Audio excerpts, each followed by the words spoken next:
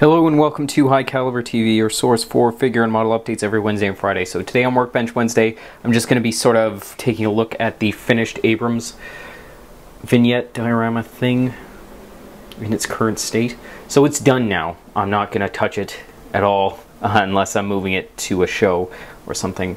And as you can see, the antenna booms are on there. There's water bottles and all that sort of stuff. All the stowage is on and complete. The figures are all pinned down. The Abrams is still loose, but that's only sort of for transportation purposes. So I'm really pleased with the way this thing turned out as a whole. It's by far the largest thing that I've attempted to do in well, I mean, years, since high school, I suppose. And yeah, it's really opened my eyes and turned me on to the whole AFV modeling thing.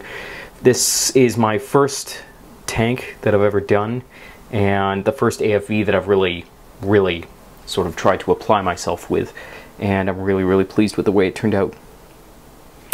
So there's a lot of stuff that I've learned, and it would sort of be foolish to attempt to encompass that in a single video, but if I could change anything, if I could go back and change things, what I would do is obviously that video where I talked about the watercolor failure. I wouldn't have done that, obviously.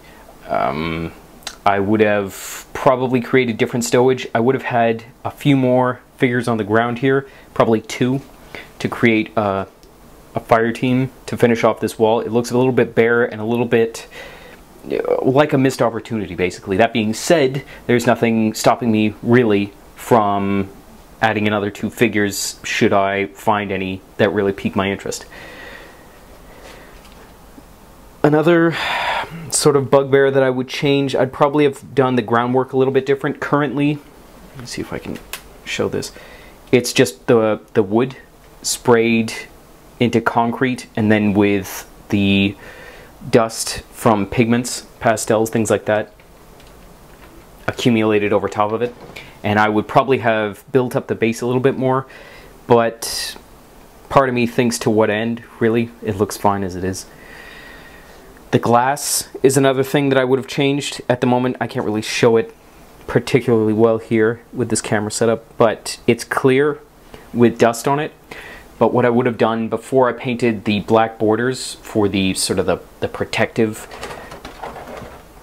surroundings on all the glass panes is I would have painted translucent blue or translucent green, probably from Tamiya, on there, and that would have given it a tint, because whenever I look at reference photos, the glass isn't really clear. It has that tempered look. So that's another thing that sort of bothered me with the finished project. But other than that, it looks pretty good. It's just sort of a filthy street corner, and I like how the barrel lines up with the building corner. As you can see, sort of like they've just come around, they brought up the Abrams to clear out a contact, and he's just turned his gun on it. Yeah, it's kinetic in a way, but not overly so. I think that I really tried hard not to overdo the action in it. Like the crew calling out the target on the Abrams is probably about as much action as I would have wanted. I didn't think that I should have, you know, infantry firing at a contact when the Abrams has been brought up. You know, they probably just sort of hang back and let the heavies do the work. So yeah, this is the finished product for all these months of work, and I'm really pleased with it. So thanks very much for watching. Check us out at highcaliberminiatures.com, links in the description below. And follow us on Facebook, Pinterest, and Twitter for daily stock updates, Workbench stuff, etc. My next project is the Rook, and if you follow us on Facebook, you will have already seen a lot of the work in progress photos of that, and so far it's going together really well. So look forward to a lot of videos on that. I've had some requests recently for videos about more sort of figure theory and stuff like that, and so I'll try and incorporate that in when possible.